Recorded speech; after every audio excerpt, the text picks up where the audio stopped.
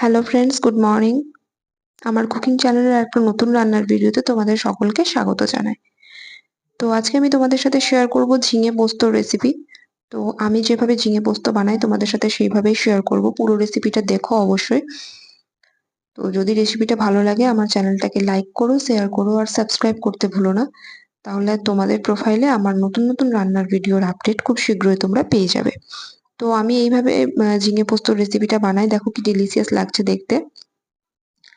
তো তোমরা দেখে নাও আমি কিভাবে রেসিপিটা বানাচ্ছি। তো প্রথমে দেখো আমি এখানে কিউব সাইজের আলু কেটে নিয়েছি আর এরকম করে আমি ঝিঙেটা কেটে নিয়েছি। আমি এখানে একটা মিডিয়াম সাইজের আলু আর 4টে ঝিঙে নিয়েছি। তো এখানে আমি কড়াইটা গ্যাসে বসিয়ে দিলাম, তেলটা গরম হয়ে গেছে। এবার আমি দিয়ে দিলাম এতে কালো জিরে ফোড়ন। এবার আমি দিয়ে দেবো এতে ওই কেটে রাখা আলুগুলো। আলুগুলোকে না হাই ফ্লেমে লাল লাল করে ভেজে নেব। তো এতে আমি একটু হলুদ গুঁড়ো দেবো যাতে এর কালারটা খুব সুন্দর আসে। আর কালো জিরা ফোড়নটা অবশ্যই দিও, এতে খুব সুন্দর ফ্লেভার আসে। তো এখানে আমি হলুদ গুঁড়ো দিয়ে দিলাম। এবার আমি এটাকে ভালো করে নেড়ে নেব। হাই ফ্লেমে এটাকে প্রায় 1 থেকে 1.5 মিনিট ভেজে নিতে হবে। তাতে দেখো আমার আলুগুলো লাল লাল হয়ে গেছে। এবার আমি এর মধ্যে ঝিঙেগুলো দিয়ে দেবো। ঝিঙেগুলো দিয়ে দেওয়ার পর না নেড়ে দিয়ে একটু ঢাকা দিতে হবে। সেখান থেকে একটা জল ঝিঙে থেকে জল বেরোয়, সেই জলেই পুরো রান্নাটা হবে। এতে আমি এক্সট্রা কোনো জল অ্যাড করব না। তো এটাকে ভালো করে আমি নাড়িয়ে নিলাম, মিক্স করে ঢাকা দিয়ে দিলাম।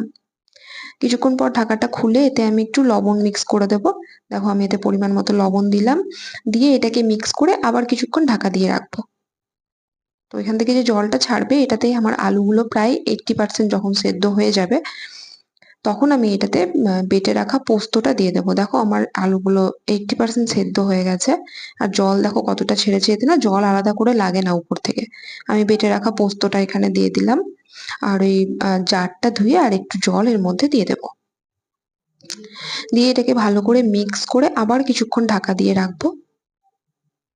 আবার ওই 1.5 থেকে 2 মিনিট ঢাকা দিয়ে রাখবো। তাতেই আমার পোস্তর যে কাঁচা ফ্লেভারটা সেটা চলে যাবে, প্লাস যে আলুগুলো একটু সেদ্ধ হওয়া বাকি ছিল সেগুলো ভালো করে সেদ্ধ হয়ে যাবে। এবার দেখো আমি আলুগুলোকে একটু ম্যাশ করে নিচ্ছি, তাতে তরকারির কনসিস্টেন্সিটা ভালো আসে। তো এখানে আমি দিয়ে দিলাম স্বাদ মতো একটু চিনি। এই তরকারিটা একটু মিষ্টি মিষ্টি হলে খেতে বেশ ভালো লাগে। আর এখানে আমি একটা কাঁচা লঙ্কা চিড়ে দেবো। তোমরা যেরকম ঝাল খাও নিজেদের টেস্ট অ্যাকর্ডিং এখানে কাঁচা লঙ্কাটা দিতে পারো। অবশ্যই কাঁচা লঙ্কা দিও, তাতে ফ্লেভারটা খুব সুন্দর আসে। তো দেখো আমার ঝিঙে পোস্ত একদম রেডি হয়ে গেছে। খুব ঝটপট হয়ে যায়, সময়টা কম লাগে। তোমরা এইভাবে রান্নাটা করে দেখো, তোমাদের খেতে খুব ভালো লাগবে।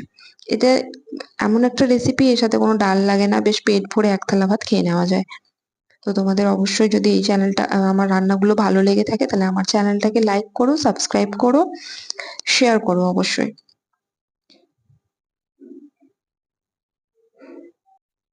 তো আজকে এখান পর্যন্তই। আজকে আবার দেখা হবে তোমাদের সাথে নতুন কোনো রান্নার ভিডিওতে। তো চলো, টাটা।